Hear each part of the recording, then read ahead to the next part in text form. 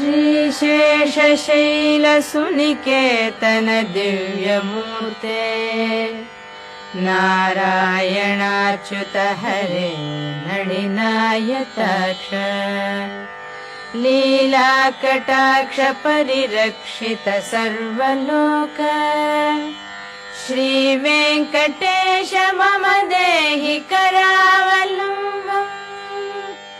ब्रह्मादिवन्दित पदाम्बुज शङ्खपाणे